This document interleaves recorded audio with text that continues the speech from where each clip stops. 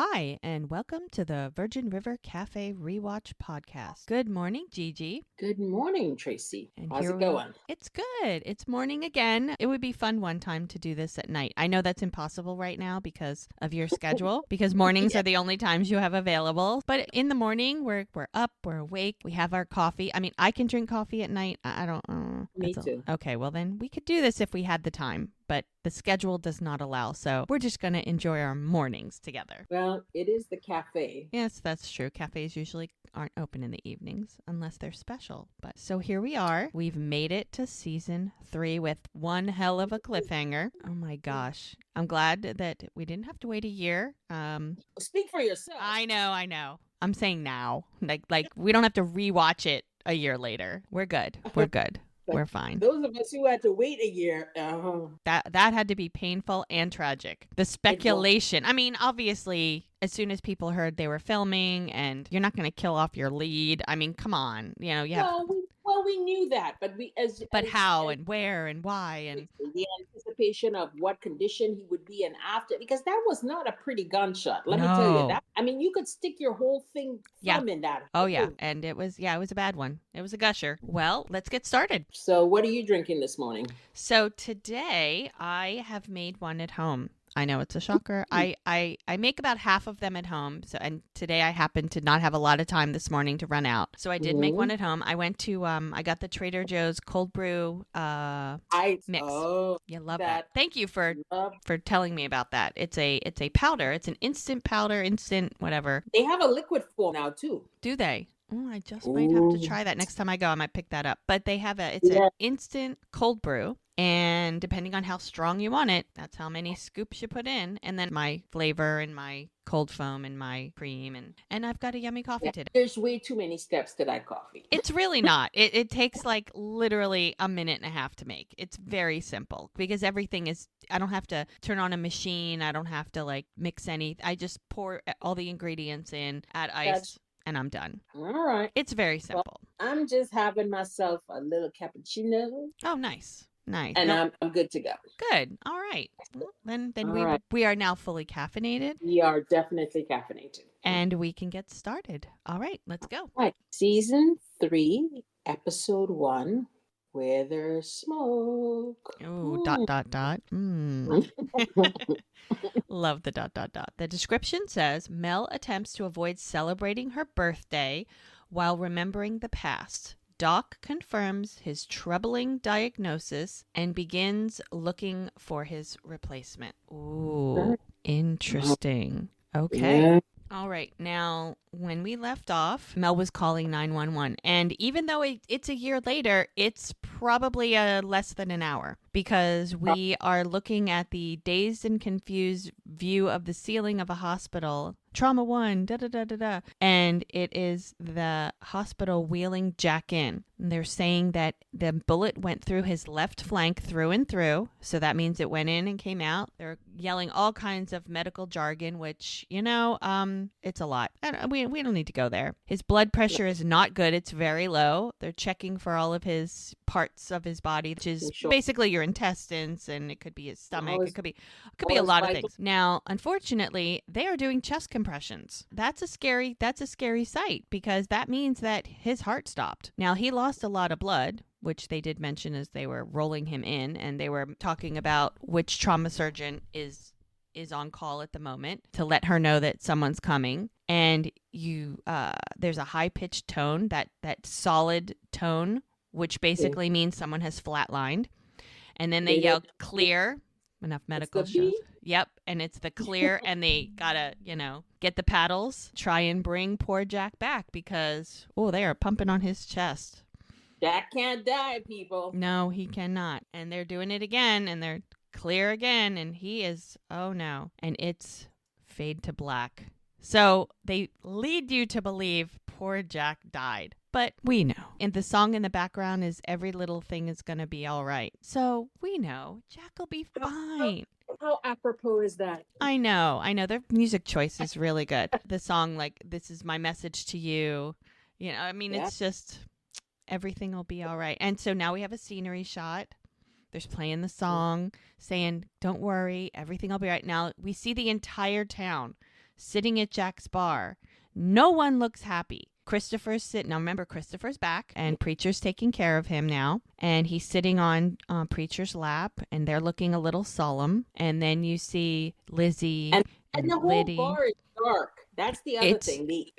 well, It has very gloom and doom right. feeling. And that may be because it is gloom and doom. Like, what if everyone's sitting there, just waiting to hear word about Jack? Like, we don't. Mhm. Even Muriel is just solemn, and Connie, and they're showing Mel, and she's just, it's like, why is Mel not at the hospital? And Doc, and, everyone's just kind of standing around. And then somebody yells, or somebody says, we got the vodka, but waiting on scotch and bourbon. And it's Jack's voice.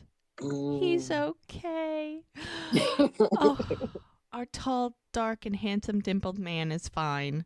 I'm so happy. And I mean, fine to the fact that he's talking about vodka and scotch and bourbon. He clearly That's right. made it through. And Ricky is with him, and they're walking. And then Ricky turns around, and everyone yells surprise, and they're cheering. Now, and they're all clapping, and everyone's excited to see them. Mel drops a sign down that says, congratulations, Ricky. Jack looks good. Ricky looks surprised, like, okay, it's a good day. And then Preacher yells, Ricky, congratulations on graduating with honors. So this must be Ricky's, remember, he was in his last year of high school. His grad party. Yep, he finally graduated high school. And he said, we're all mighty proud of you. And Ricky's surprised, had no idea.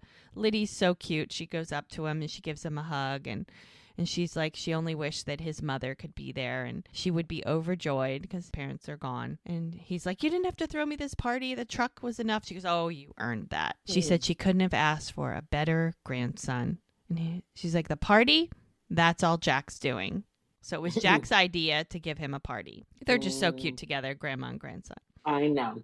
Everybody's just excited, and how cute. Christopher's walking around with a tray of mozzarella sticks, and he's being like a little mini server.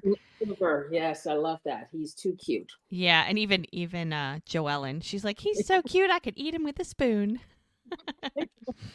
He's like, yeah, he's a good kid. And then Muriel. Any idea when Paige is coming back? It's like, oh. And then, of course, Connie jumps in because, she's Mama Protective Bear here. Right. And she doesn't want any suspicion on her boy. Oh, yeah. So she's like, oh, it's none of your business. And Muriel's like, well, why? Why? Is there something going on? And Preacher came up with a story, which we'll go with it. That's the story he came up with, and that's what they're sticking to. It's like, no, she'll be back as soon as her dad recovers. Yeah, that's my story, and I'm sticking to it. Right. Then they ask if they could ask her to make Hope's wedding cake. And Joellen's like, well, maybe I could call her. And somebody's like, oh, what a wonderful idea. And then Muriel, she's so funny. Don't you think we're jumping the gun? I mean, they did just get engaged. And she's just hoping that maybe nothing comes of it because then she can get her hands on that man. And Joellen's like, no, absolutely not. When it comes to event planning, every second counts. And Preacher's like, I am tapping out of this conversation. I'm going to check the kitchen. He's like, no, I'm going to leave you ladies and wedding talk all on your own. Yeah, I'm staying out of this one. And Connie gives a very I'm going to keep with the story. We're going to stick to it. We're together in this nod to Preacher. As I said, she thinks she's Angela Lansbury in Murder, She Wrote. Girlfriend is just... Yeah, she's definitely working her detective skills these days. Detective Sleuth. So we're outside. The party is not just inside. They've got a big spread outside. They've got food, and there's a barbecue. And Ricky goes up to Mel and Doc. And Doc shakes his hand. He's like, oh, Hope's sorry that she couldn't be here today. Her flight got grounded in thunderstorms. And he's like, oh, it's okay.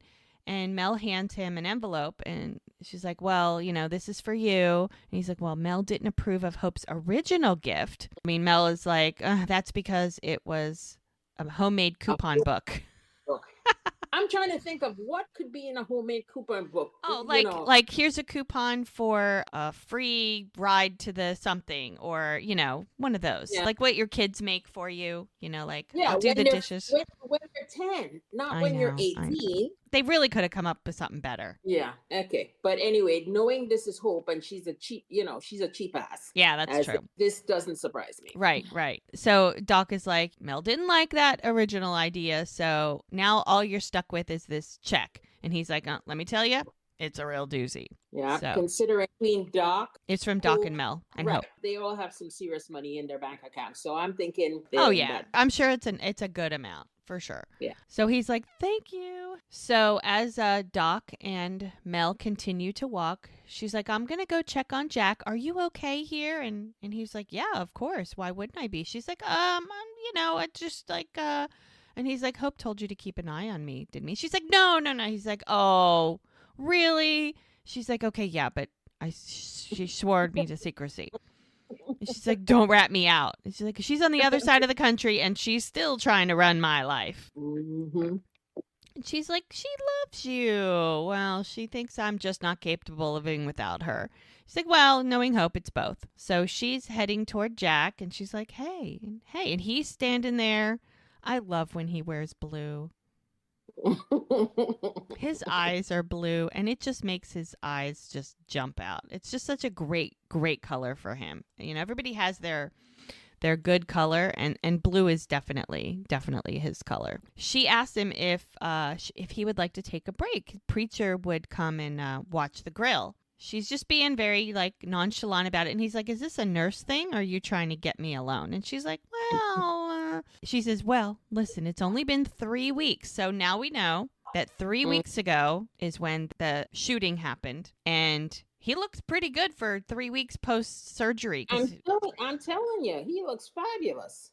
I'm sure he's not back to his 100%, but I'm sure that he's got to take. She's like, "You need to take it easy," and Yeah. he's like, "That's not the answer I was looking for." Now, remember, the last time we saw them, it was the "I love yous" the night before, and Yeah, they were that doing the horizontal mamba. the evening that they had in front of the fireplace. So they're clearly together, but then they have this tragedy, which puts him in the hospital for 3 weeks or puts Mm-hmm. him out of commission for 3 weeks. She's like, "Well, I mean, I don't not want to get you alone." And so they're so cute. This is such a cute scene where they're holding each other in front of the thing and I love the background with the river with the because river and because because generally you don't see it the river a lot yeah, because you that's true. don't get a whole lot of outside shots of Jack's bar. There's been a lot of scenes outside, not a Yeah. ton, but remember, every time they go there, that is a location shot. They have to pack everybody up and all the stuff. They have to close the bar. They have to set it up to look like Jack's bar.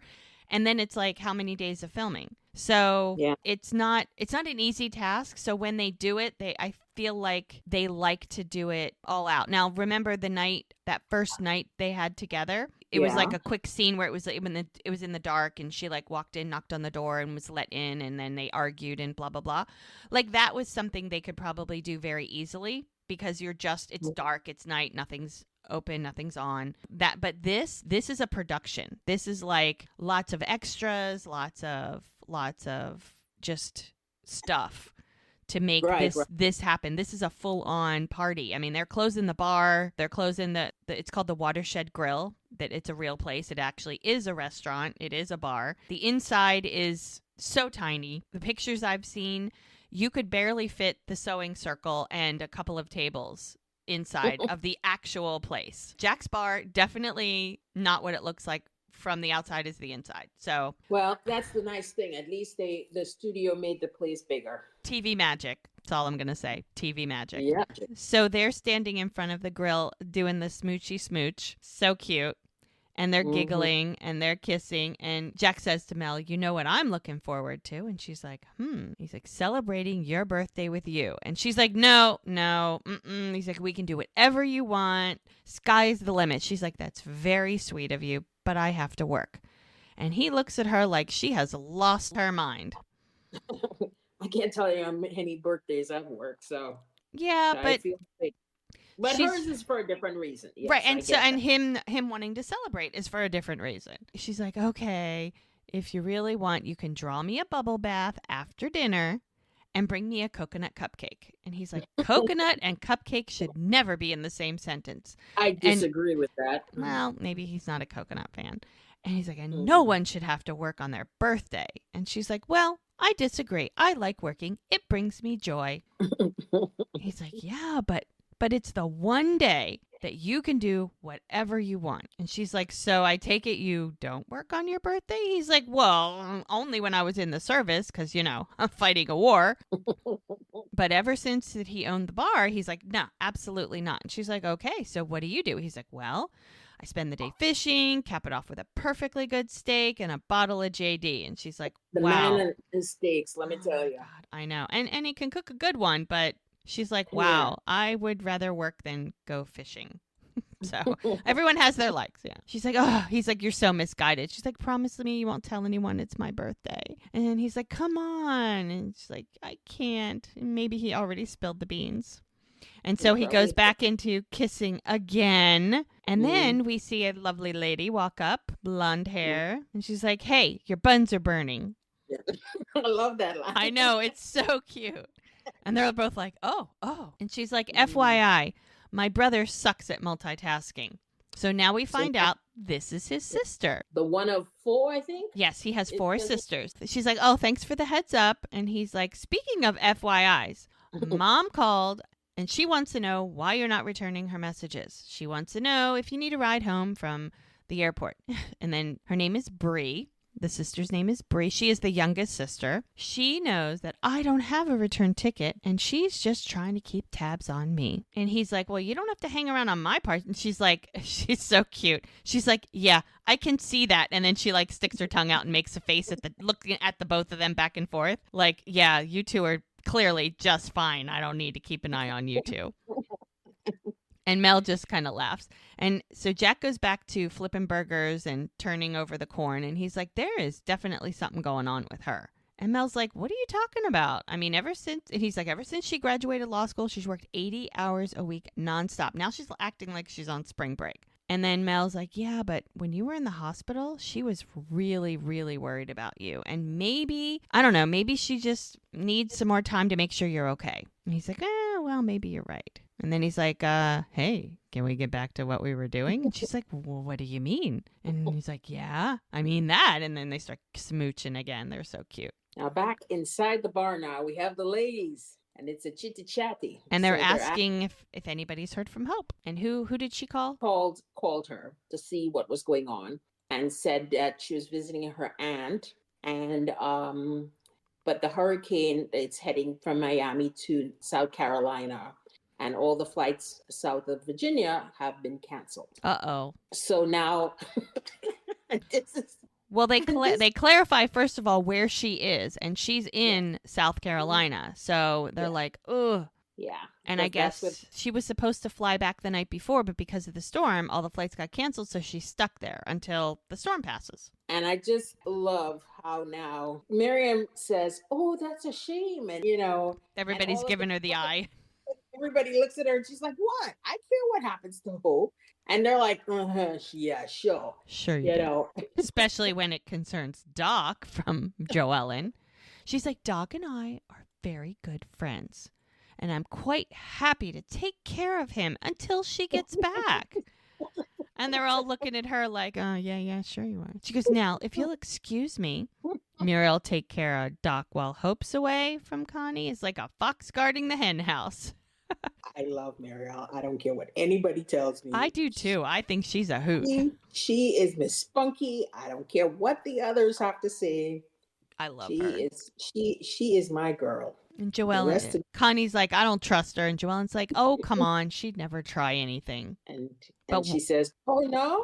Yeah. Well, where is she? Talking to Joellen's husband. Yep. She's over there talking to Nick. With Bert on the side kind of watching. I know. And Connie's like, oh, if you say so, that she wouldn't go after Doc. And what is she doing over there with Nick? She's like fixing his collar, brushing lint off of his shirt, and he's got a big stupid smile on his face. That's right. And Joellen looks at Connie and it's like, as they're all watching what she's doing right now. She goes, yeah, I'm sure Nick is just being polite. Because remember how we got introduced to Nick as the one with the Handsy. hand. Handsy. Oh, yeah. That's true. So, So now we see we're back outside, and it's Jack and his buddy Mike. And he's like, hey, Jack. And he's like, Mike, dude, you don't have to stick around. You know, still plenty of work to do, man. And I guess they raided Calvin's operation, and Mike tells Jack that now a lot has happened in the 3 weeks. Like stuff was happening while Jack was recovering, and it looks like Mike stayed in town. He came to town to deal with all of that, and then he stayed. So he's like, "Well, Calvin's out of business." We really like Mike. I like Mike. We really like Mike. He's another gorgeous one. I have to tell you, the men on this show, they did well. Yes, they casting. They did well. Oh, they did very well there.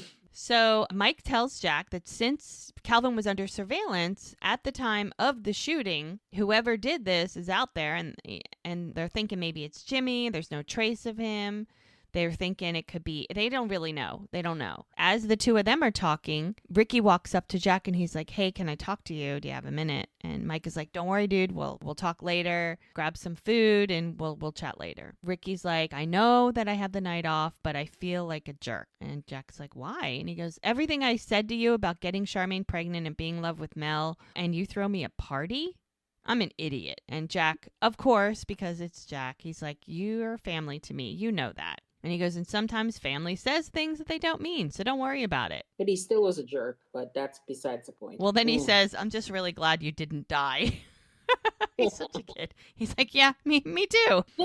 So he tells Ricky, he goes, Ricky, I'm really proud of you. I mean, it's like, now go enjoy your party. He takes, because he was going to bust tables, and he takes the thing from him and goes back to the grill. Now, while Jack is working the grill, you have the Adirondack chairs out in front of the bar, and you've got the three gents.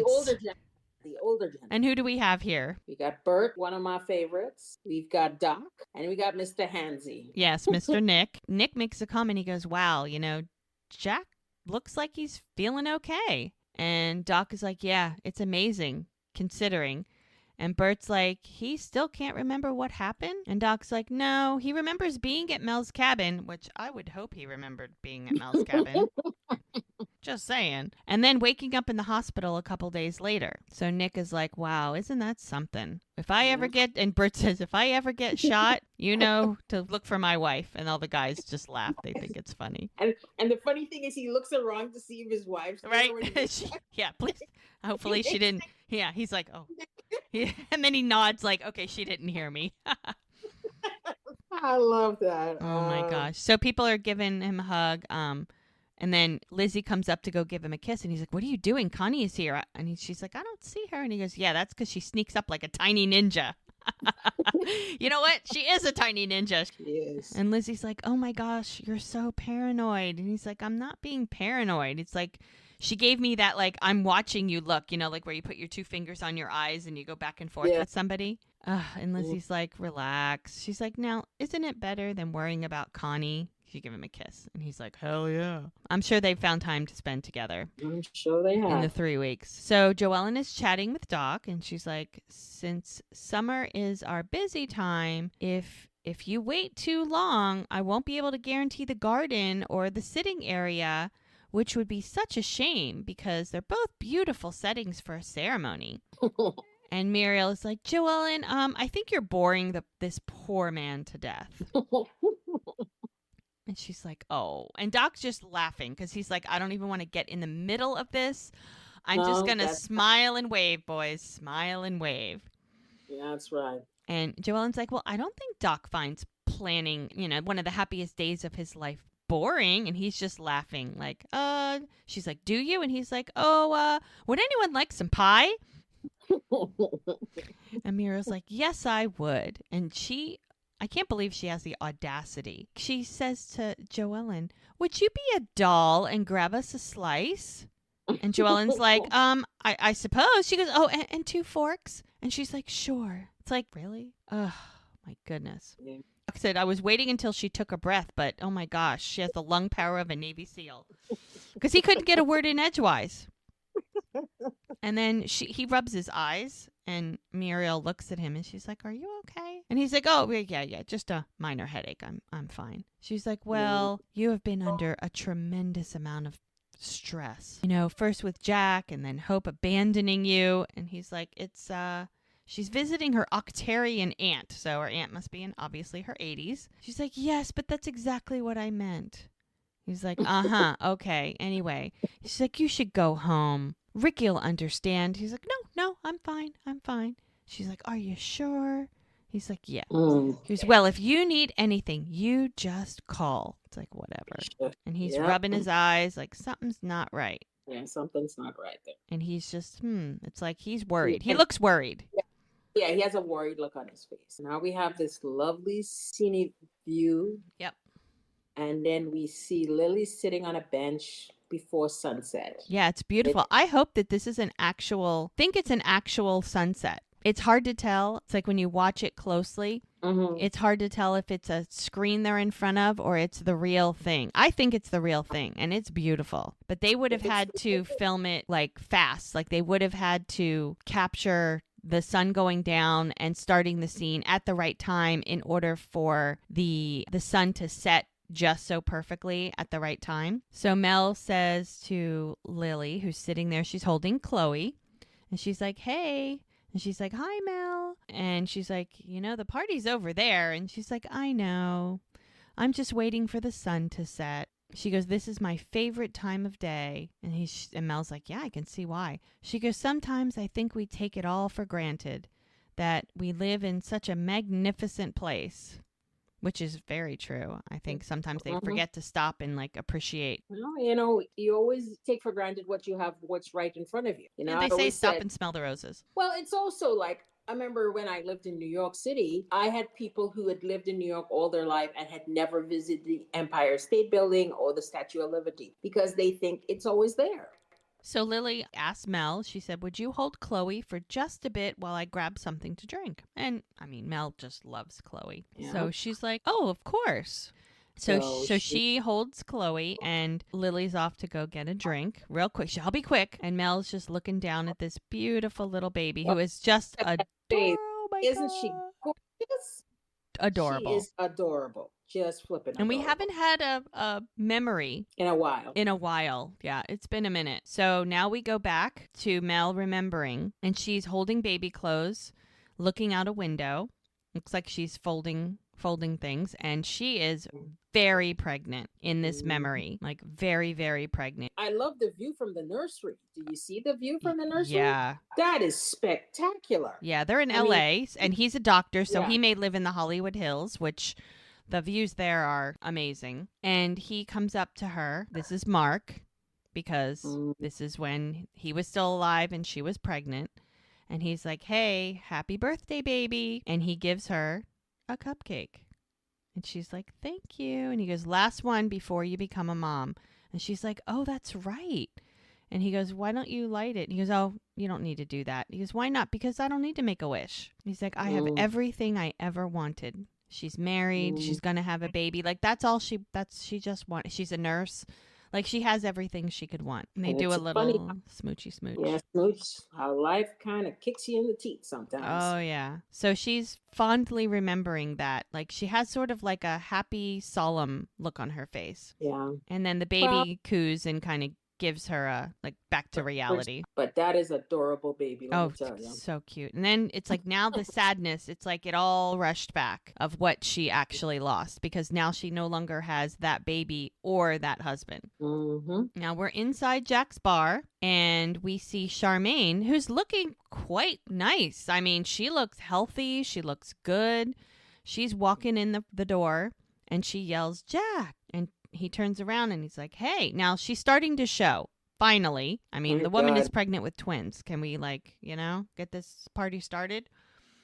So she's got a little teeny belly, and she's like, "Jack, sorry I didn't come to the hospital. I wasn't sure you'd want me there." And he's like, yeah, don't even worry about it. And she's like, "Liddy invited me." And he's like, "Oh, that was so nice of her. And sorry we're late. Todd had a work emergency." And he's like, "Oh, my apologies." And Jack's looking at this guy like, "Who the hell are you?" Yeah, exactly. Who is this Todd? right? And Jack's looking at him, and Todd's like, oh, when business is booming, the work never stops. And he leans over, and she's like, hi. And she's giggling, and he gives her a kiss, and he's holding her close.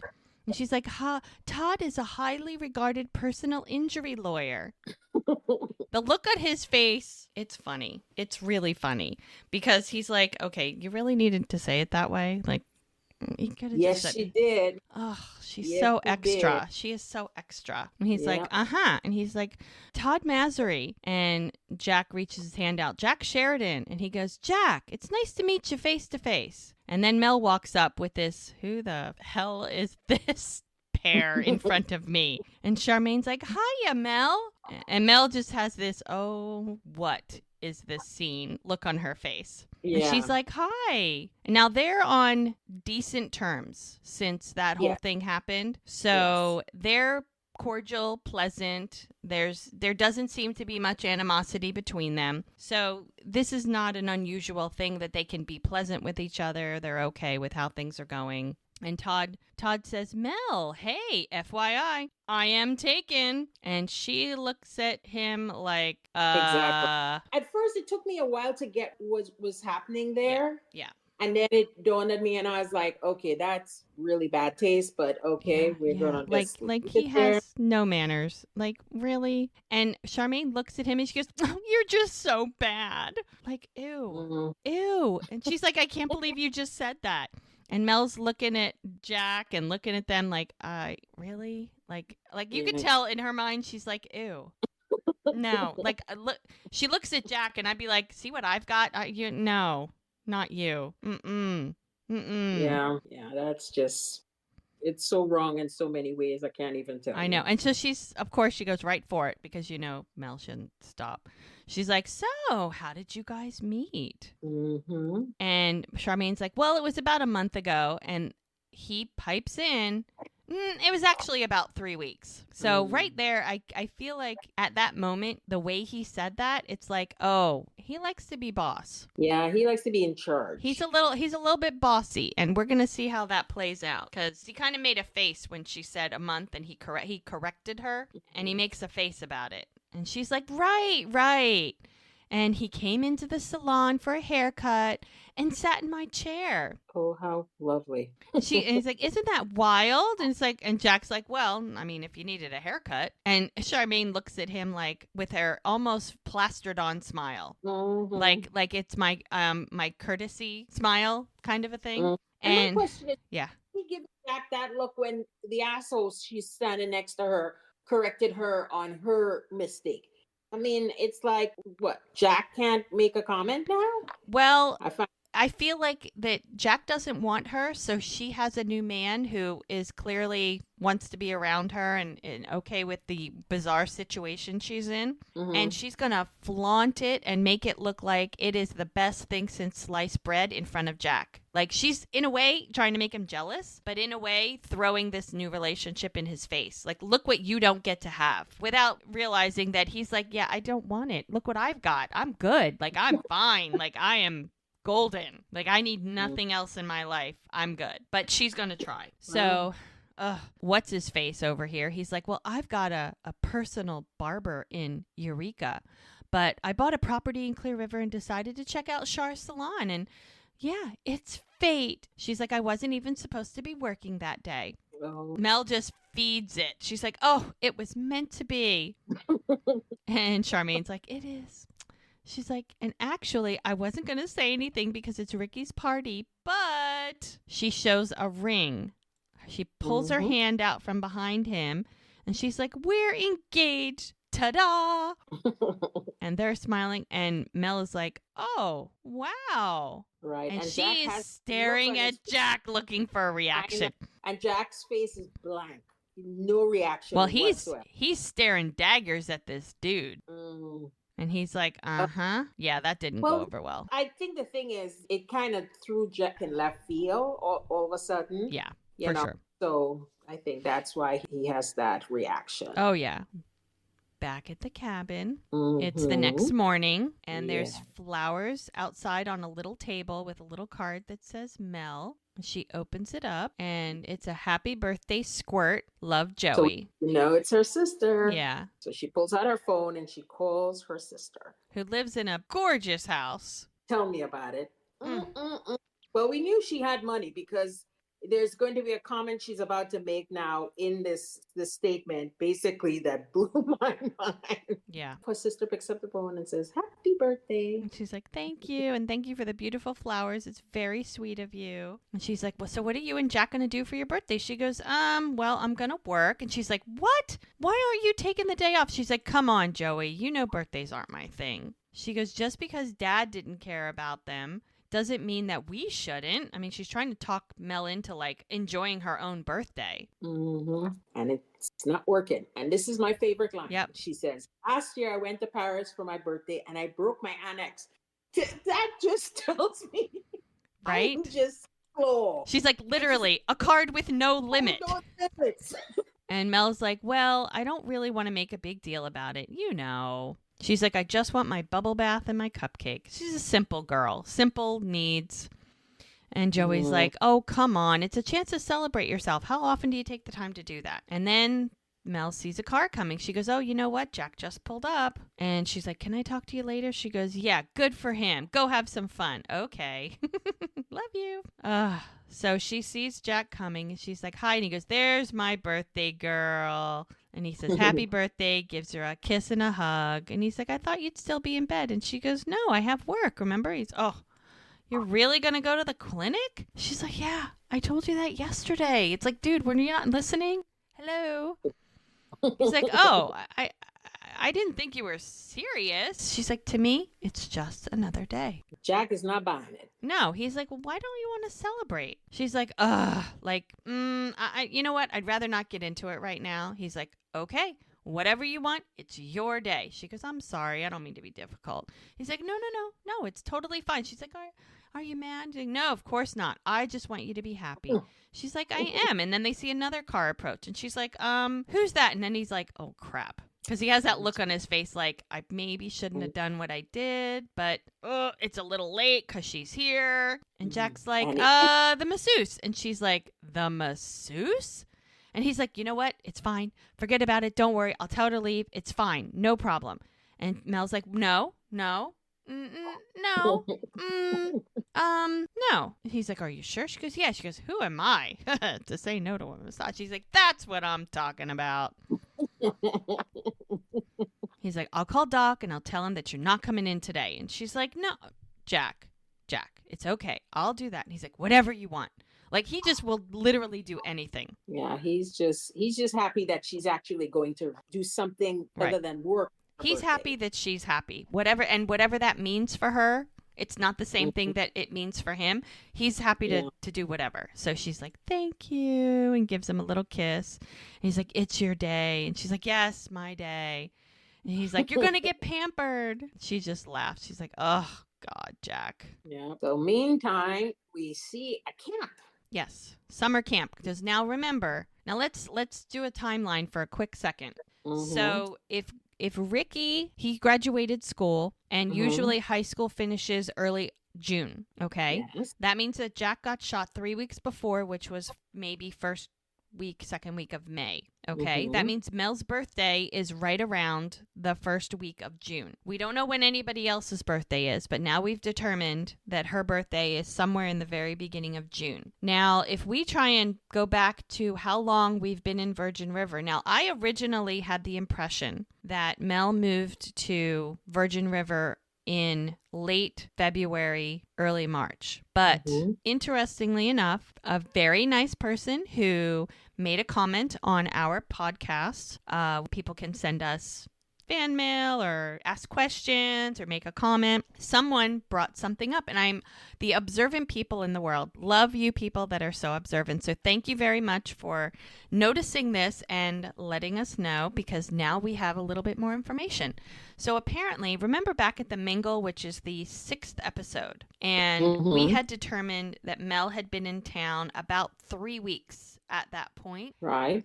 The time when she took her phone out, remember when Joey had her hold her phone because she didn't bring a purse, and Mel picked up the phone and saw the message from her husband, Bill, that said that he was moving out. Well, this Yeah. very observant listener noticed, and I actually went back and I looked, and she was right. The date on the phone said February 9th. So that Okay. means that February 9th, if she had been there for 3 weeks, that actually puts her moving to Virgin River in like late January as opposed to late February. That's like an entire month, maybe a little Right. longer. And you could have seen that. Remember, I said, well, they wouldn't maybe have started the show because it's got so much romance. They wouldn't have, possibly have skipped Valentine's Day. Well, maybe the mingle is sort of a Valentine's Day type thing, Mm-hmm. which would make sense. Thank you, listener, who clued us in to that little detail that helps Where us was with the timeline. where was she from? It says United Kingdom of Great Britain and Northern Ireland. So somewhere in that vicinity, because it doesn't give us the person's name. It doesn't give us really much information. It gives us a region. So somewhere overseas. Thank you very much, listener, for giving us that Thank you. little tidbit. We appreciate That's it. And good. if anybody else has something, hey, trust me, our details are not always going to be correct. We try really, really hard to have accurate information because we want to be correct. We want to honor the show and the hard work that everyone part of the show has put into it. So we want to be accurate. And folks, let me just say this. The accuracy does not come on my end. It comes on her end because the girl is a stickler for detail. I just want to be accurate. I feel I- like it's It's just not me when it comes to this. well, She will nail it down, seal it, sign, and deliver. So let me tell you, she appreciates it. yes, I love details. I'm a stickler for details. So when I get a new detail, I am the first one to say, guess what? I have a detail for you and I'm going to share it. I just think Yes, that the you are. facts are important. I mean, a lot goes into creating a show like this. I agree. So I'm just not as detail oriented as you are when it comes to this sort of thing. and So, for me, it's fun digging for the information. I enjoy it. So, anywho, yeah. so now that we know that she has been in town, we're going to say third week of January, possibly. Mm-hmm. We'll say second half of January, and now we're in, her birthday is like the second half of June. So we're there 5 months. Now, Okay. if you figure Charmaine is now showing when all that stuff happened about a month ago, she was right at the first trimester. Mm-hmm. So she's about 4 months pregnant, which Yeah. puts her getting pregnant about a month into, right? About a month into Mel moving to Virgin River. So, that's interesting. Yes, it is. I guess we'll see. Maybe that last time that, that very first episode when they were together, maybe that was it. Let's go out with a bang, right? All right. So here we are at summer camp. And the only kid on the show who's age appropriate for summer camp, Christopher. And he does not look happy. Well, he's a kid who has never been around other kids. Yeah. So this is a very awkward experience for him. So I could see why he may be. I mean, Not so I feel like sure. when he was much younger, he had a normal life. And then once he went on the run, you figure what? Let's guess. They were on the run maybe Months to a year, maybe.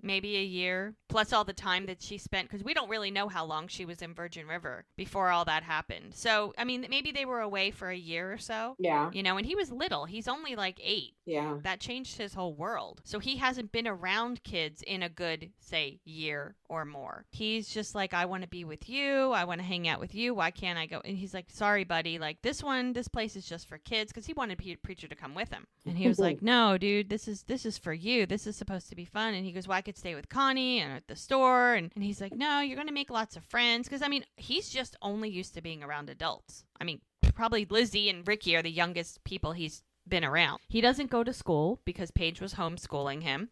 He's just not used to being around kids his own age. Yeah. So, and he's like, but you're going to make friends. And he goes, but you're my friend. He's like, yeah, but it's not the same.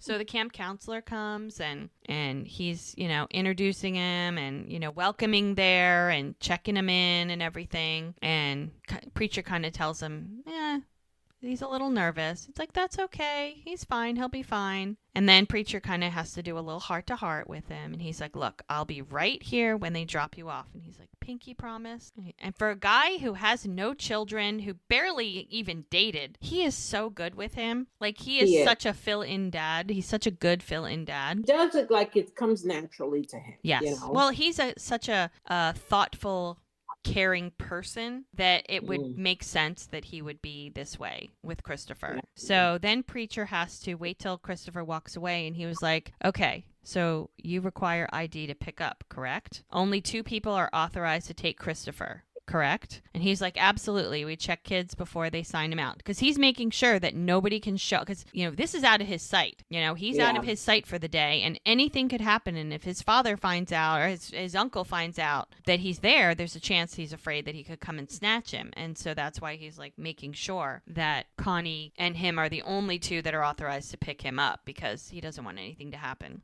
Yeah, he's making sure he dots his I's and crosses his T's. Exactly. So now we're on the lake, on the river. People are boating. It's summer. Now, when they film, so this is season 3.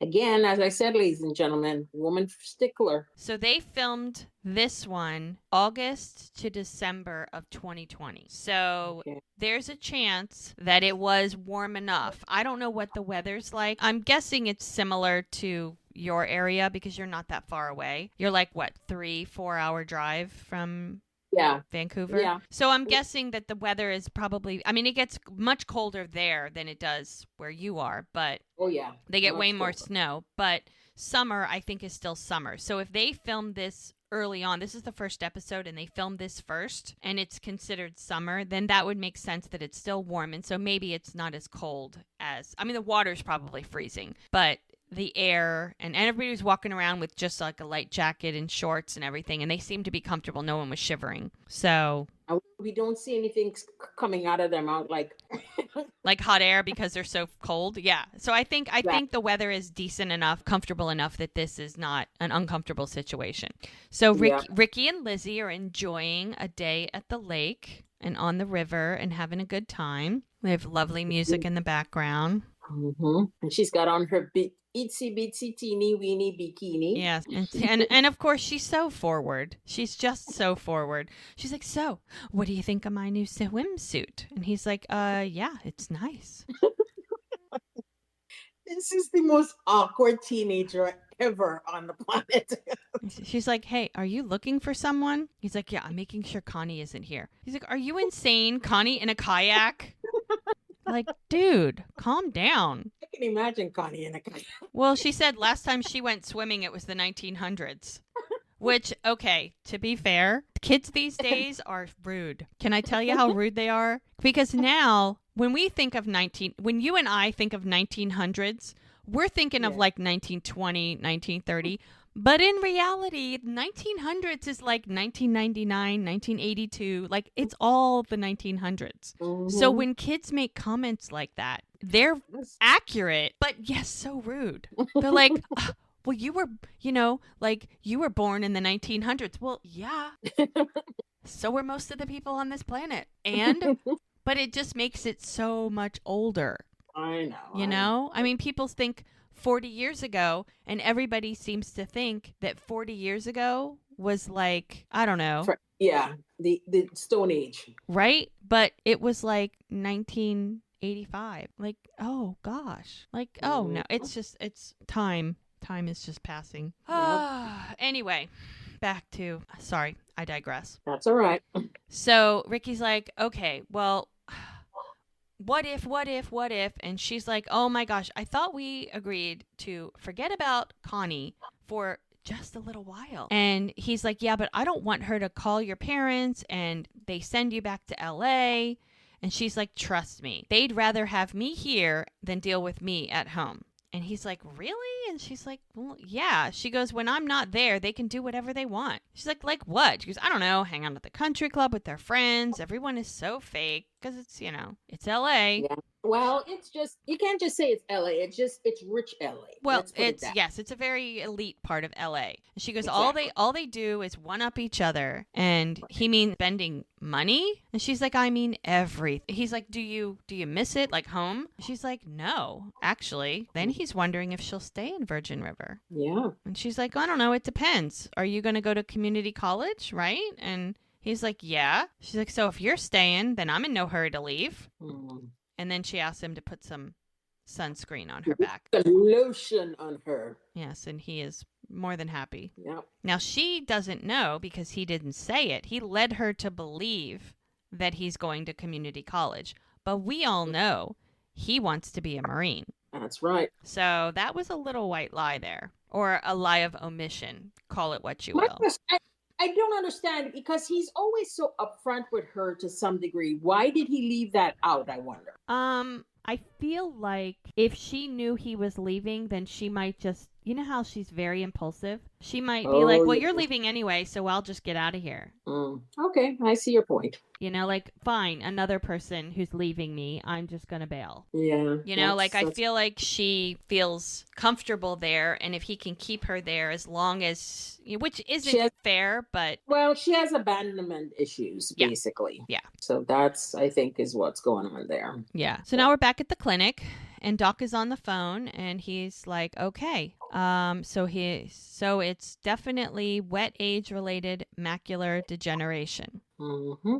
And the doctor's like, I'm afraid so. The doctor confirms that that's what it is. Now, macular degeneration, it's a chronic eye disease that affects part of the retina that deals with your central vision. So it's pretty common in older adults. So you get like blind spots and right in the center, and like blurred and distorted images. And sometimes but it doesn't affect like your peripheral vision. It doesn't affect it on the sides. It's kind of like it's the opposite of tunnel vision. So if you look at tunnel vision, that's the part that's dark or blurry or distorted, and around the outside, like side to side, seems to be fine, which makes it really hard to do a lot of things. Right. It's almost if you're a doctor, for sure.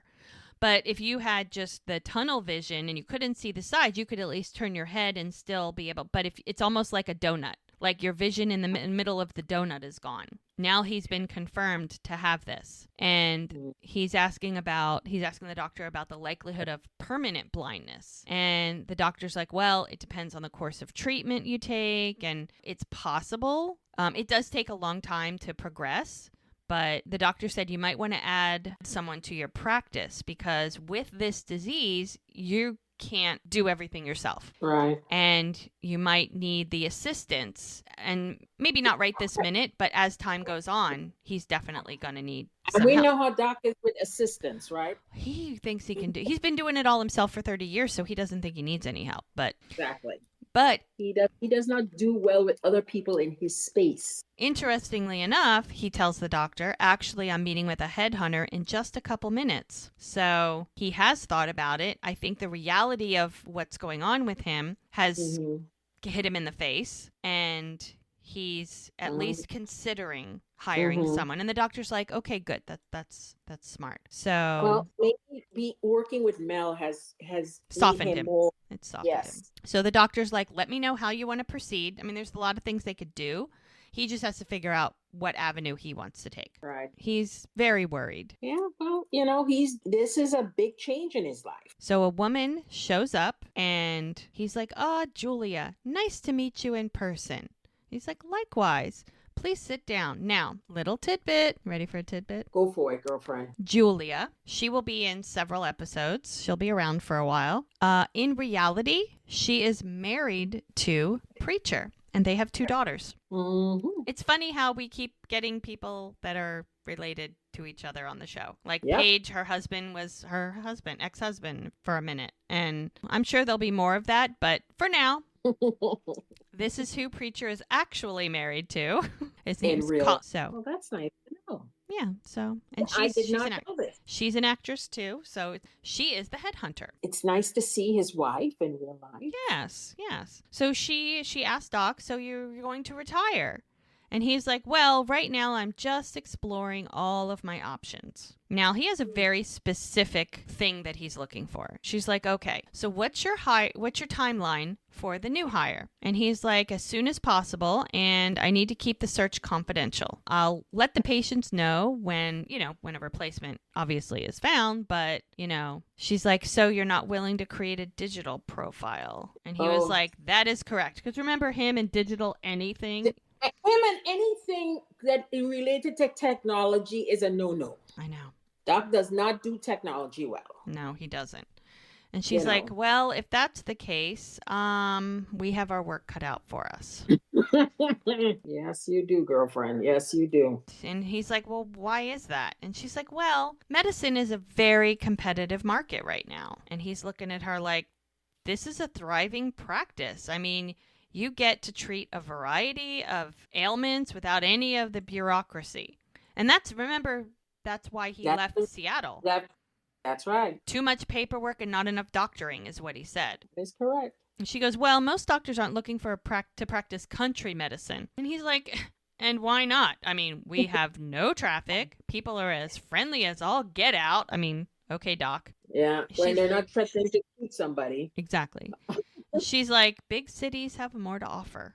Like, that's the reality. And he's like what? And she's like, competitive salaries, perks. And he's like, well, what kind of perks? And she's like, well, signing bonuses, country club memberships. And he just laughs. He goes, that's ridiculous. And she's like, but that's the market. Yeah. And he's like, well, I believe this practice sells itself. Yeah, good luck with that one, Doc. And she's like, okay, great. So now we're back at Mel's cabin. And the scenery, beautiful, the lake, it's her cabin. And then across the lake is this, I guess you walk around and there's this like platform over the water. It's beautiful. Yeah. It's got chairs where you can kind of relax and Jack is walking up. Mel's got her eyes closed because he has a surprise for her. And you can see the cabin from across the lake. Yeah. That night that he found her outside the cabin when her sister-in-law Stacy was there. You can see those Adirondack chairs on that little platform, like a boat dock there. You can see all that from across the lake. And he walks up and he's got this platter.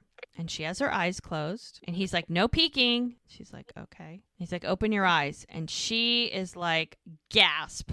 Like, oh, what? You got me sushi? Something you and I cannot have. No, we are both allergic, but thank you very much. I'm sure it's delicious. I wouldn't know. She's like, thank you. And he was like, you're welcome. She's like, I didn't know there was a sushi restaurant nearby. And he's like, oh, no, there's not. The closest place is Grace Valley. And she's like, that's 2 hours away. And he's like, well, not if you have a friend who's a bush pilot. And she's like, what? And he goes, yeah, he flew in while you were having your massage. And she is like aghast, like, oh my gosh. Yeah. She goes, this is incredible. I don't even know what to say. Gotta love a man who can just, yeah. And he called Joey and he's like, I had Joey send me a list of your favorites. So she goes, it's perfect and amazing. Thank you. Yeah. Yep. She's like, you went overboard. He goes, well, us Sheridans believe that birthdays are the greatest day of the year. He sits down across from her on the chairs. And she's like, why is that? Because remember, she talked to Joey. She doesn't celebrate. She doesn't do birthdays. She doesn't do birthdays. She's like, I don't do birthdays either, so. Well, we try to do your birthday. We try. Yeah. I think the thing is, some people do it well. And then, you and I both know people who celebrate their birthday for the entire month of their birthday. Yes. My children. They always say, it's the week of my birthday. What are we doing today? I'm like, no. But you started that. You started that little problem. So now you can live with it. Yeah, I'm stuck. No. Well, you're the one who started that. Well, I know. They live up to the expectations that you gave them, and they are going with it, girlfriend. Well, I've got my first child. Their birthday is like a week and a half before Christmas, and when your birthday is that close to Christmas, people tend to 2-for-1 you and be like, "Hey there, here's your one gift. Say Happy Christmas, Merry Birthday." I refuse to let that happen because that's just not right. Because if your birthday was in June, then you'd be celebrating it. So I always made the distinction. I'm all You know, I don't have any arguments I there. know. And my other one, it's the end of April. We don't have an issue. So No, we we're don't. good there. Yes. Yes. But they start planning for their birthday for the following year, the day after the birthday they're having. That's just my children. Anyway, Anyhow. I digress. So Jack says, because holidays you have to share with everybody else, but your birthday is just for you. Now she's picking up some. Okay, I have to make a little time out with that one. Yeah, If you share your birthday with someone like your twin, duh. that's Um, you. Yes. exactly. You don't share it by yourself. But don't get me wrong, we don't mind sharing with But each you're other. not But sharing it with the rest of the world. that's true. It's That is just true. each other. And, that's a different situation. On the rare occasion that you are a multiple, you do share your birthday with someone else. That is true. Or So if you have, like I my daughter's tennis partner last year, they had the same birthday. So mm, that's, on the rare occasion you meet someone and you're friends with them and sometimes people choose to celebrate their birthdays together. But it's, their thinking is that your birthday is yours, that every other yeah, holiday is for everyone and your birthday is yours, and share it with yourself and you can celebrate just you. I'm So all for that. Mel, while she's getting some bite of sushi ready to devour because she is just like, oh, yummy, she says, birthdays were never a thing in my house. And he's like, oh, so is that why you don't celebrate them? Remember, she didn't want to talk about it earlier. But, she's had a massage. She's a little looser now, so maybe she's ready to talk about it. She's all ready to talk about it. He's like, Mr. Sheridan, I did not take you for someone who digs for information. I believe that is Hope's department. And he's like, well, I never dated anyone. It's so funny him saying that. I never dated anyone. Like I don't, it was just assumed they're together. Like the fact that they're dating is just, I don't know. It's just a weird, they're dating. Like it's weird to me because they're together, like I don't even think of them as dating. They're just together. But he's like, I've never dated anyone who hasn't wanted to celebrate their birthday. That is true. And he's like, usually there's a ton of pressure to do something big. And she's like, well, I'm unique. And he's like, that you are. And he gives her a little kiss. So cute. And she's chewing on that yummy, I guess. And he's like, I'm constantly amazed by you. And she's like, yeah, I like to keep you on your toes. And she's like, ooh, try this. And she gives him a bite. So he's clearly not allergic to seafood either. Neither of them are. Good for them.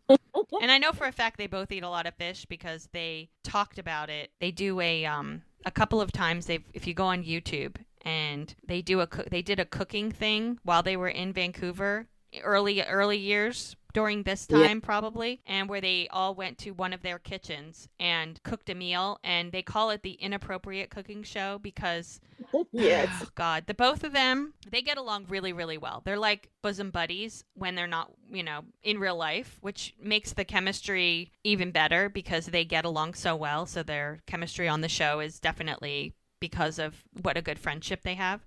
But they both have the mentality of a 14-year-old boy. And so every comment they make, they find like both of them have dirty minds. So they just think of like the naughtiest thing to think about with everything. Go watch their YouTube cooking show, listeners, because if you have not seen it, it is hilarious. Hilarious. Like I can't even, I was crying laughing. It was so funny. They've done a few of them. I think they've done 3.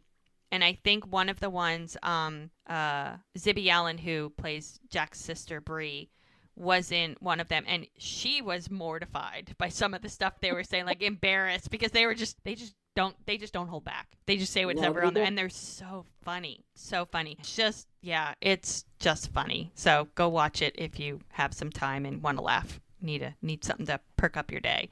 That will do it. So she gives him a bite of sushi, and he's like, and she's like, pretty good. And she's like, it's delicious. So then, Mel can't let anything go. She's like, well, that was a pretty big bombshell that Charmaine dropped. And Jack's like, oh, yeah. He's like, I can't figure whether she's serious about the guy or just trying to get a rise out of me. Either way, doesn't seem like he's her type. And she's like, I don't know. He seems to really like her, and he's successful. And he's like, yeah, but Charmaine doesn't really care about the money. And he's like, I'm going to talk to her because I don't want some bozo hanging around the twins. And so I have a problem with this. I'll be honest with you to some degree, because you remember when they had the disagreement when he came over to do the plumbing. Right. She said she wants to have a husband. And he says, I don't have a problem with you finding somebody as far as that's concerned. Right. Because the fact that she's found somebody, now he's got an issue with the Okay. person. I agree with you 100%.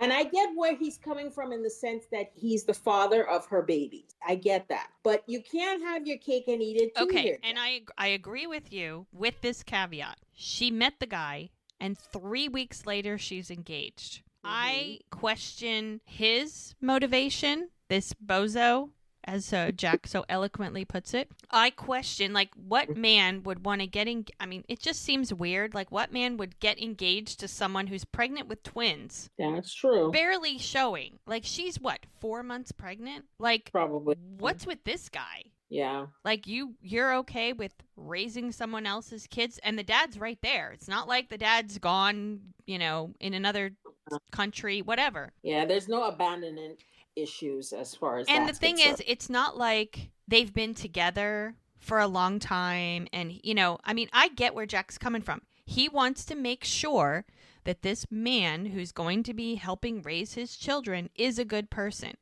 And it just seems like things have moved really fast. And I think he feels like even Charmaine doesn't know him that well. And that maybe if he gets to know him, his opinion could very, very easily change. Absolutely, 100%. But in this moment, he's very skeptical of the situation. And I think he has every right to be, because this just seems off. Right. I mean, she absolutely deserves to have a life and a husband and a family and move on and all of that. But this just feels off. Now, Mel is like, I think it's a little premature for you to be worried about all of this. And he's like, yeah, but right now, now this is where I think maybe he goes a little too far. He's like, they can't see him, but they can hear him. And that doesn't work for me. I feel like you need to give the relationship time to see if it's going to work, and then at that point, maybe he would have a say. But as of now, I mean, it's almost like he needs to sit back and watch, He needs to observe. He needs to see how things are going, see how the man treats her, because that's going to be a reflection on how he's going to treat his children. Yeah. And see how the relationship develops. And at a certain point, he may or may not have to have a conversation. But he doesn't get to choose who Charmaine's with. But he does have a say if how things are going to work once, say, she gets married and the twins are born, and then there's like visitation and custody. And I mean, there's a lot of questions, but it's just so early. So I feel like he needs to sit back and watch. This relationship may not even work out. Who knows? But he needs to pill. But, give her a chance. Give her a chance to see how things go.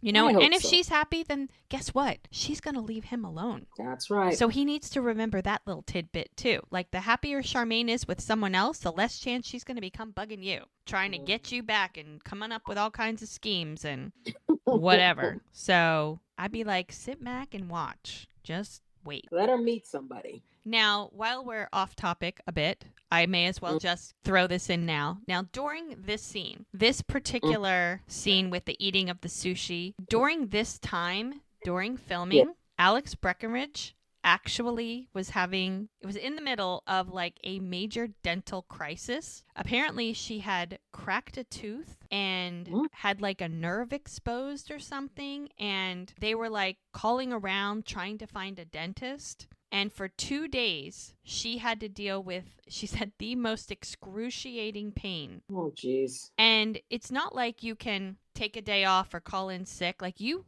got to do what you got to do. I mean, unless you have COVID, that was like the only reason they could stop production. Right. Because, I mean, they have insurance, which covers costs of production and stuff. But, if something were to happen, and they did have to stop because, I don't know, if somebody got appendicitis or whatever. But you can't, if you have a cold, I mean, if you can cover up the congestion you have and carry on, then you need to do that. But or they film around you with certain scenes. Right, exactly. They work around what they can. They change things, they adjust, but they don't generally stop for any reason. It's a very tight schedule. They have very limited time, especially with like this, where it's an exterior shot, which means packing everybody up, taking everybody there. This is not in the studio. This is Mhm. exterior, so they've got to like book the time and schedule the people and bring all the stuff. She spent 2 days in excruciating pain. And she Mm. said when she had to eat sushi, and she was like she didn't know how she was going to do that. So she's chewing on the opposite side. She said every time she Mm. moved her jaw it hurt, but she chewed on the opposite side and then wound up having to get like a root canal or something, and she was fine. But she said it was so extremely painful. And it's like acting. Yeah, Mm. suck it up and you pretend that everything is fine because that's your job. And so Mm. kudos to her for working through the pain. Yes, Poor indeed. thing. Okay, so Jack asks Mel, what do you want to do for dinner? Because now he's given her this early lunch and a massage. And you know her, she's like, I don't know, just meet me back here and bring me something from the bar. And he's like, are you sure you don't want to go out? She's like, I'm positive.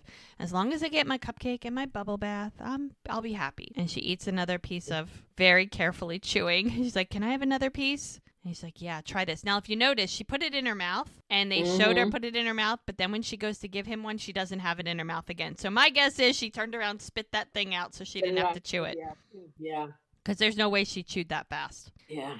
And so Because he's she's like, in. Yeah. So She's in a lot. scenery shot. It's very overcast. It's very rainy. It's very foggy. And we see Brady with at Emerald Lumber. They're moving Yeah. logs, and he's got a notebook out, and he's checking off things. And a big truck rolls up, and it's Calvin. He walks over to Calvin, and he's like, "What the hell are you doing here?" And he goes, "I come to deliver a message." He's got a little bit of a southern accent. Yes. He goes, nobody likes a snitch. And he goes, I had nothing to do with the raid. And he's like, really? And he goes, so you're not responsible for flipping Spencer? He's like, if not for a loyal employee, I'd be in jail right now. Well. And they're just eyeballing each other. Yep. It's the stare down. And Calvin's like, were you surprised? And he laughs. When your police friends showed up and there was no drugs and no money, because they were. And he goes, look, if you're going to kill me, just do it. And he goes, oh, in time, my time. And when I do, unlike Spencer, you'll stay dead. On the plus side, I guess you did try. He goes, on the plus side, I guess you did try to make up for everything, considering what happened to Jack. And then he points at him and he goes, you might want to remember something. Someday soon, law enforcement types are going to go back home. And I'll still be here. Gotta love the Treads. Gotta love the Treads. Mm-hmm. Brady's like, what am I doing? Like, what? Well, he invited this into his life, so now he's got to pay. He's pay the piper. You got to pay the piper. Yep. And as much as he doesn't appreciate it, he's just gonna have to live with it. Yep. So now we're at Connie's corner store, and we see Lily.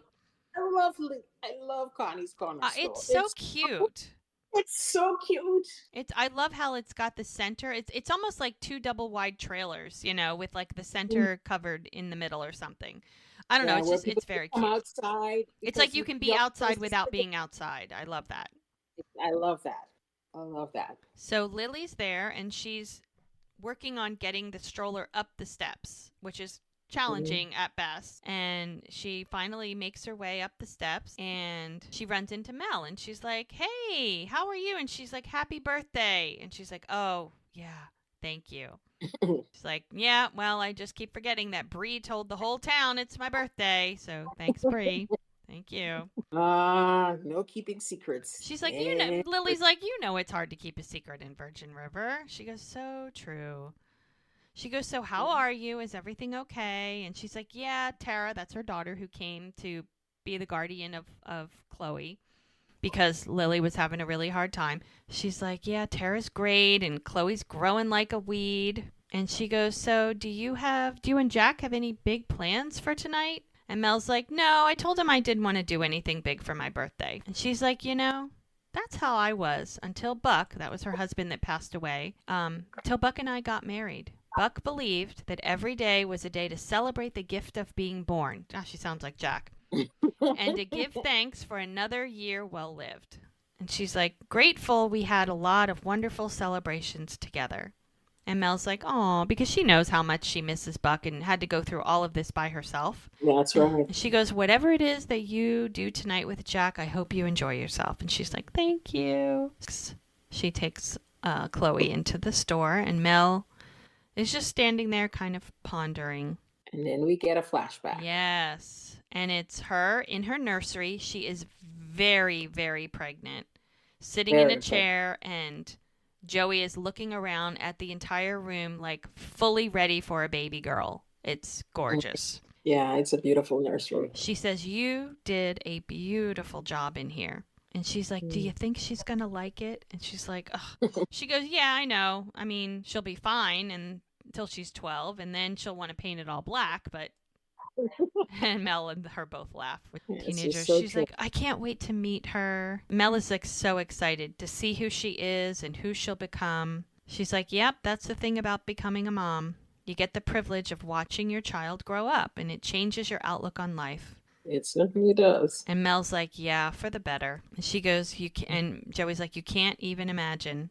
And Mel's just like so happy. In fact, she gets back to reality, and she's standing there holding her stomach. Like and then she shakes herself out of it. Yeah, she's like, oh, I can't even believe I did that. And she automatically takes her hand away. Like, yeah, I shouldn't do that. That's probably not a good idea. Yeah. Now we're at the clinic. So Doc's checking on Jack, and he asks him how he's doing, if he has any pain, if he has any discomfort. And he's like, yeah, it's not bad. And he's like, dizziness, no. Headaches, no. Sleeping, he goes, yep, sleeping pretty good. So he wants to check the incision where looks like he has a second belly button. Doc's checking it out. He's like, looks good. You can sit up. And he's like, how much longer do I have to keep getting these checkups? And Doc is like, well, you've been cleared by the doctors in Grace Valley, but with your memory issue, yeah, I just want to keep an eye on you. And he's like, God, whoever shot me, it's like right here. And he holds his hand up in front of his face. Like he can almost see it, almost feel it. It's like right on the tip of his tongue, but he just doesn't know. He just has no memory of the actual shooting. Like it's gone. Like he just, and it may come back. I mean, that's very common in a traumatic situation. You know, short-term memory can be just gone forever, or it may come back. Something might trigger it. You never know. It's just one of those things. And he's like, oh, I can't recall. And he goes, you know, our brains protect us by wiping out memories of traumatic events. And he goes, well, I'm going to keep trying. He goes, look, Mike is here. The sheriff is on it. You just need to be patient. Focus on your recovery. And then he's like, so what have you got planned tonight for Mel's big night? And he was like, dinner from the bar. And Doc's like, what? Well, the look on his face is like, on her birthday. Oh, you are a gambling man. Yeah, he's been married to Hope. He knows better. Well, Hope is a whole different breed. That's the thing. Hope is not Mel. Clearly. Oh, hell no. No. No two women can be more polar opposites. Right? Oh my gosh. Than Mel and Hope. That's just, yeah. I know. So Jack's like, well, she said that she didn't want to do anything. So, and Doc's like, he's like, what? And he's like, in my experience, when a woman tells you not to bother doing something, that means you had absolutely better do something, or there's going to be hell to pay. And Jack's like, you know, I honestly don't think Mel's like that. He's like, yeah, I got to give you that, but you guys have had a few rough weeks. And he's like, so? He goes, maybe it's not about what she wants. Maybe she doesn't want you to have to do anything. Kind of like her way of, you know, because he doesn't know yet why she doesn't celebrate birthdays. All he knows is she doesn't celebrate birthdays. But it could be that she doesn't want to overexert him to go out of his way. Like, he's technically still recovering. You know, maybe she just wants him to take it easy. So he's going to ponder that thought. Yes, he is. So now we're at the bar, and this is the second time that we've seen Jack's sister, Bree. Yeah. Mm-hmm. So she's at the bar, and she is having a drink, checking her phone. She answers it, and she's like, hello, and she is not happy. Oh, no, she is pissed. Yeah, she is irritated. She is pissed. Yeah. And she's like, I honestly don't care what you do with my stuff. And she's like, look, throw everything in the trash or don't. Just stop calling me. And she hangs up. So whoever she's talking to, does not want to talk to them. And it sounds like somebody from her job. Somebody from her past. Now in walks Brady. and Oh, yeah. he's getting a look at who's sitting at the bar. And he sits down adjacent to her, Hmm. gives her a little smile. As I said, the men in this show are I gorgeous. know, he is Whether you adorable. like whether you like the character or not, Yeah, he is they are he's adorable. they are they're just mm, Right? God, Lord, help me. Yep. Mm-hmm. So he Anyway, he gives her a look and he's like, you meeting someone? She asks him, are you meeting someone? And he's like, oh, no, just looking for Jack. And she's like, oh, he owns the place. And she's like, yeah, I know who Jack is. And he's like, oh, you do? And this is, I love her for this. I swear, Bree is like, she's like a little firecracker. I love her. she likes getting a rise out of people. She's so funny. She's like, yeah, we actually used to live together. And he's like, really? Now, you know what he's thinking. Oh, they hooked up. Yeah, Maybe they yeah, shacked up for a minute. that's right. Because he thought he knew Jack. And he goes, I don't remember Jack ever living with a woman before. He goes, well, I guess I'm the exception. And she gives a little chuckle. And he's like, intrigued. He goes like, so what's your secret? She's like, well, some say I'm irresistible. And Brady's like, I'm getting that. It's like, oh, this is going to be good. He's like, can I buy you a drink? And Jack's no. like, that'd be a no. And she's like, hey, speak for yourself. He's like, you can leave, right to Brady. And Brady kind of gives her a little half wink. And he's like, give me a minute. Just give me a minute. And Bree's looking at her brother and looking at Brady. And Brady turns around as he's walking toward Jack, who's walking into the office. So he doesn't see this. And he walks backwards, gives her a little like sly smile as he's walking toward Jack. Like, yeah, I got this. And Jack is not happy. Jack is not happy. Yeah. Jack is not a happy man. And he's like, hey, you look good. And he goes, Calvin send you? And he's like, no, Calvin and I are done. And he goes, well, that's convenient now that he's out of business. And he's like, look, I just came by to see how you're doing. He goes, I'm doing fine, thanks. You can go now. And he's like, I heard you lost your memory. So much for pleasantries. No. Jack has lost all patience. I know. Lost all patience for him. Yeah, he's done with him. And Brady's like, I heard you lost your memory. It must be frustrating. That's a bummer. You don't remember what happened. And Jack's like, Brady, what are you after? And he's like, it's been a while since we've seen each other. And he's like, yeah, and what's your point? And he's like, nothing. Just glad you're back on your feet. All right, well, I'm going to get out of your way. Like, it seemed genuine. I think it is, but there's always an ulterior motive with Brady. Well, no, I think part of it is because of the way they left things. Yeah. He doesn't know how to approach Jack anymore. Yeah. And because Jack is basically giving him the cold shoulder, yeah, it's a very awkward situation. Because generally Jack is the one who will embrace him. He reaches out all the time. Right. And Jack's not doing that. Jack's putting up the wall now. Yeah. So now it's this awkward situation that Brady is not used to with Jack. Right. Because Jack's always had his back, and now Jack is treating him like, like a second-class citizen now. And he's not used to that. Exactly. He's just not used to that. So now we're back to Preacher picking up Christopher at camp. He checks his ID. He's like, you're good. And he goes, hey, looks like you had a good day. So what was your favorite thing? Archery, swimming, what'd you have for lunch? And Christopher is like, no one. I hated it. I'm never going back. He's like surprised because he looked like everything was fine like 5 seconds before he got into the car. Yeah, that's a kid for you. So now we get to a truck parked on the side of the road on some random road.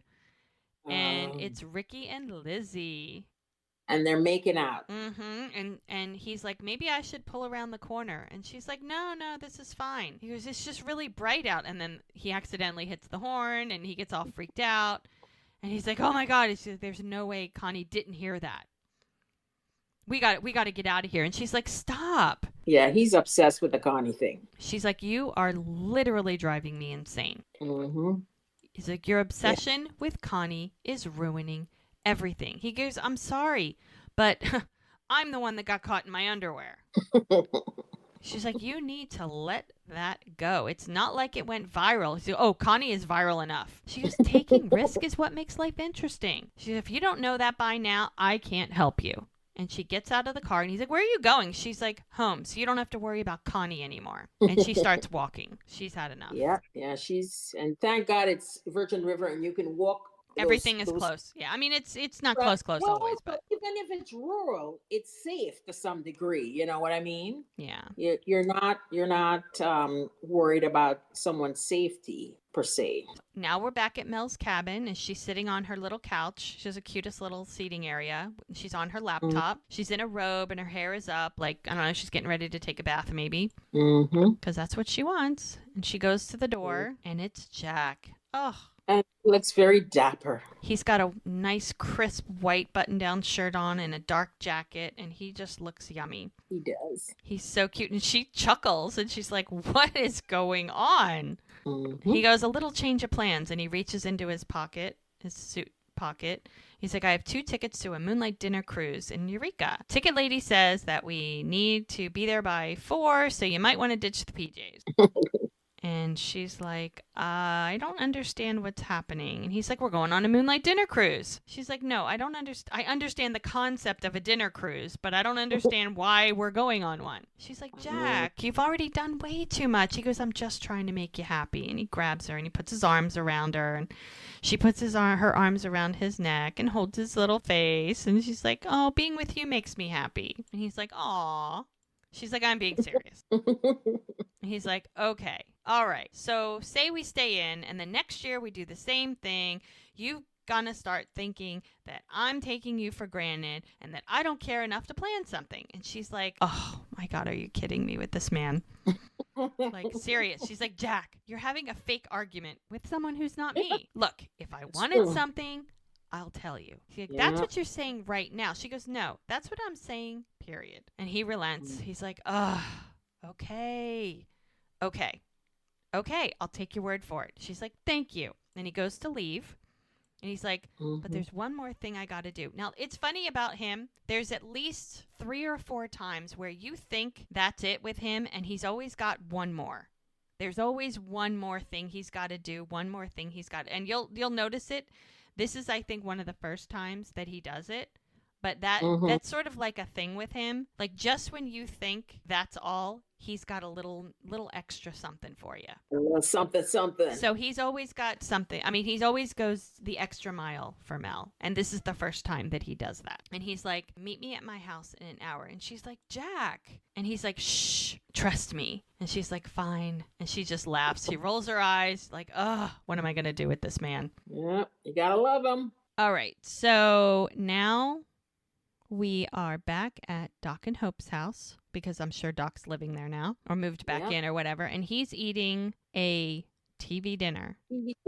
And it doesn't look appetizing. He doesn't look like it's appetizing. I mean, he's looking at it like, do I really want to eat this? Like, this is terrible. And he calls on the phone and he gets a busy signal that all circuits are busy. And who should show up? One of my favorite people. He's like, Muriel. She's like, hey, you. She's like, I made a vegetable lasagna already baked. All you have to do is warm it for 10 minutes and it's ready to eat. You shouldn't have gone to all the trouble. She's like, and what are you having there? He goes, yeah, it's a frozen TV dinner. She goes, yeah, and I rest my case. He's like, well, thank you. This looks way better than what I was going to eat. No kidding. She's like, okay, you're welcome. See you tomorrow. And he's like, do you want to join me? She's like, no.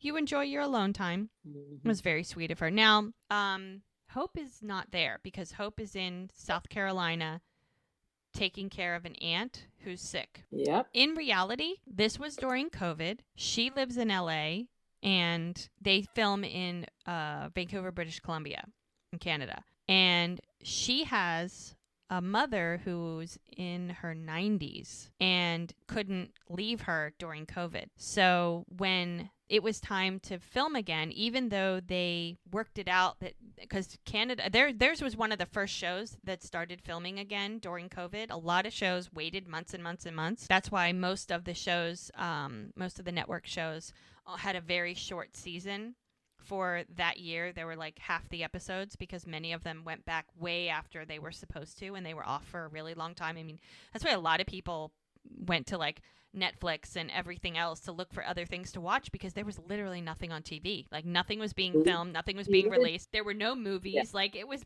bad for a while there. It's like, very oh, bad.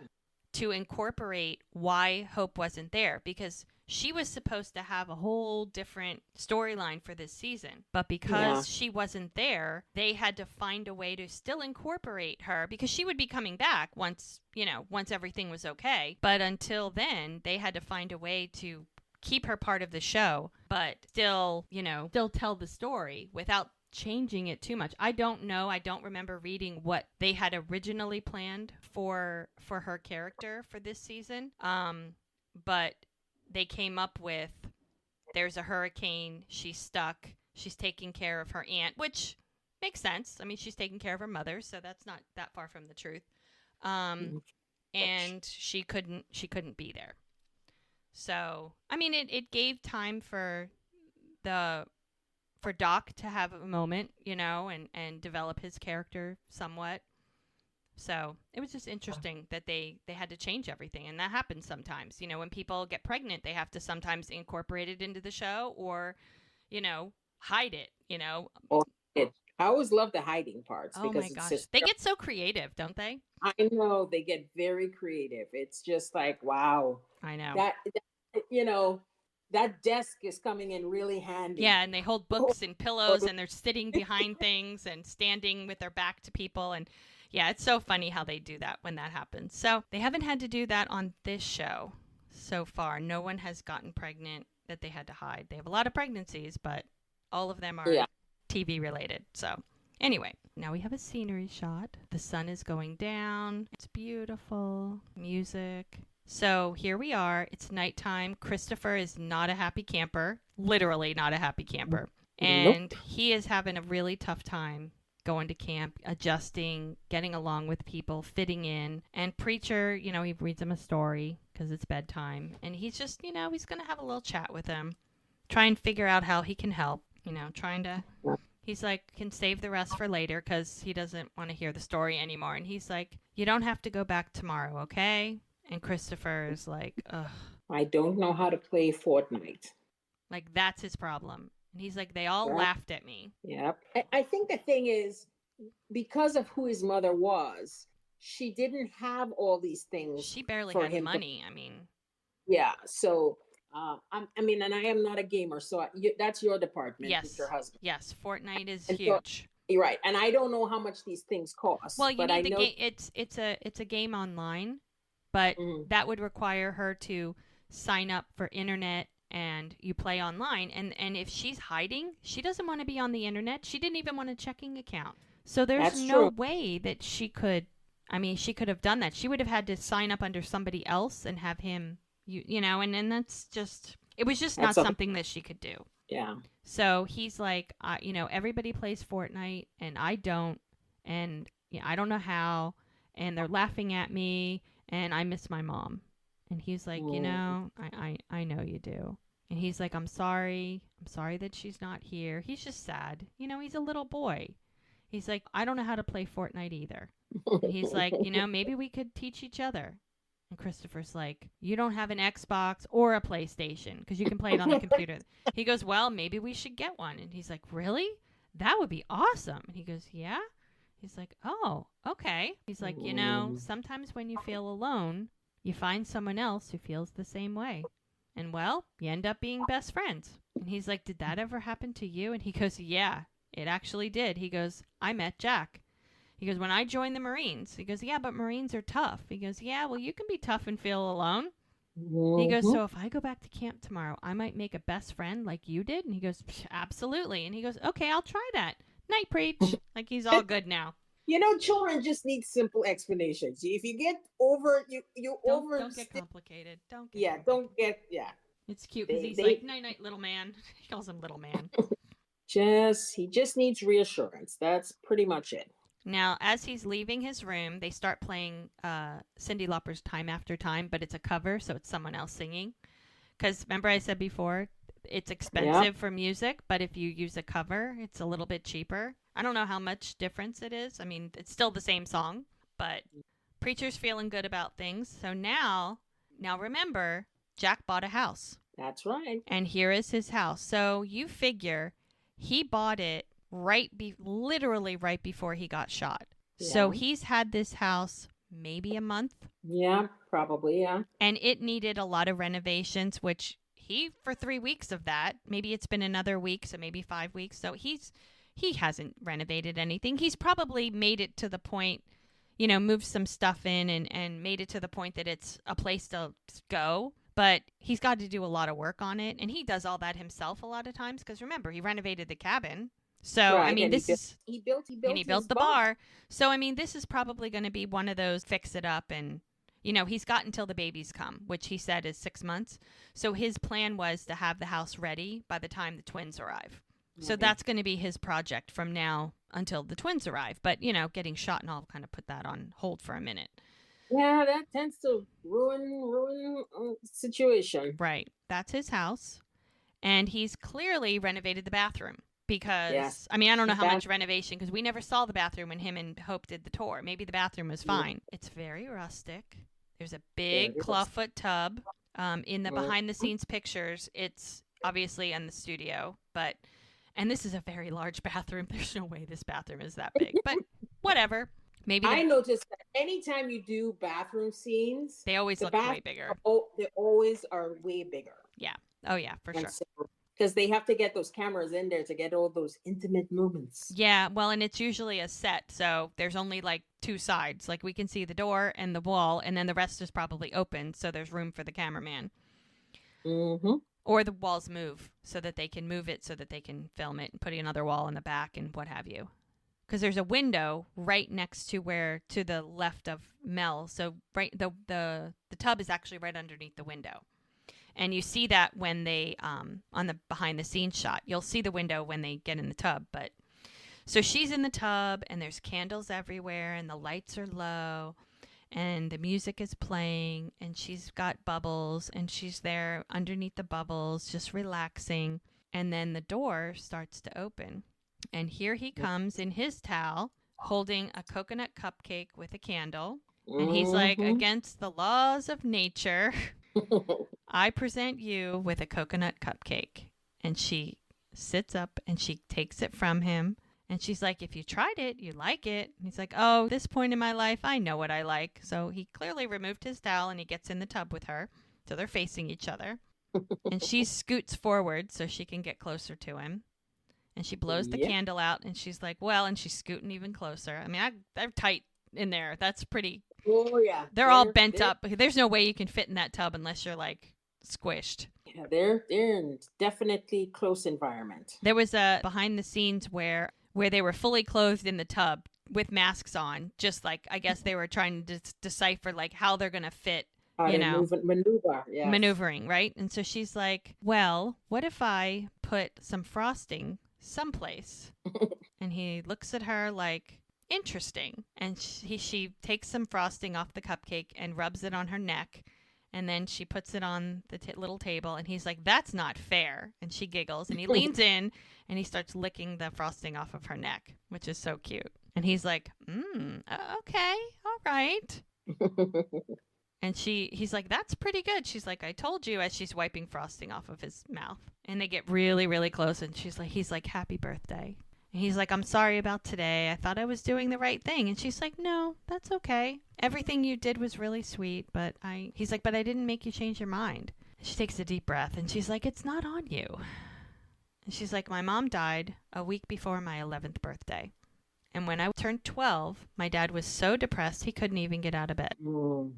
So ever since, it's not really a day I feel like celebrating." It's like her parents' situation just like ruined her birthday for her. And he just Yeah. looks so sad. Like, "I can't believe you've had to endure this."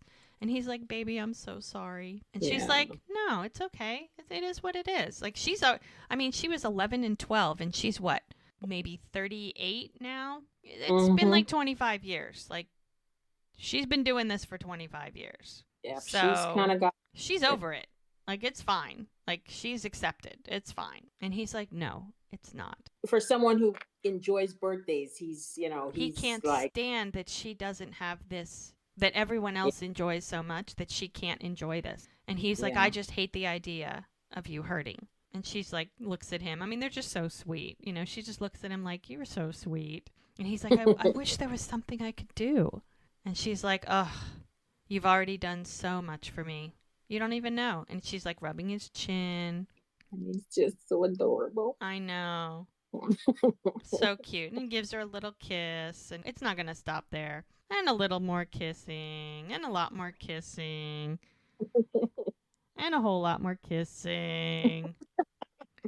And then, right when they think things are going to move to the next step, she's like, she stops and she looks around and she's like, something's burning. He's like, what? She's like, something's burning. And he jumps out of the tub. She goes, I think something's burning. And he opens the bathroom door and he's like, oh shit. And he grabs a towel and he's like, okay, come on, hurry up. And she grabs a robe and they start running. And the smoke is everywhere. You can see flames. They see them running to the front door. You see them running out the front door. He's got his pants on somehow. He puts his white shirt back on and they're standing there in front watching his whole place burn. Go up and let me tell you something. That house went up fast. It went fast. That went fast. Well, they clearly were on the other side of the house because where it started, it took some time to burn, but they didn't smell it yet. But she's got a nose, so now they're standing there watching. Yeah, in disbelief that the house has gone up. I mean, that puppy is going up like, whoa.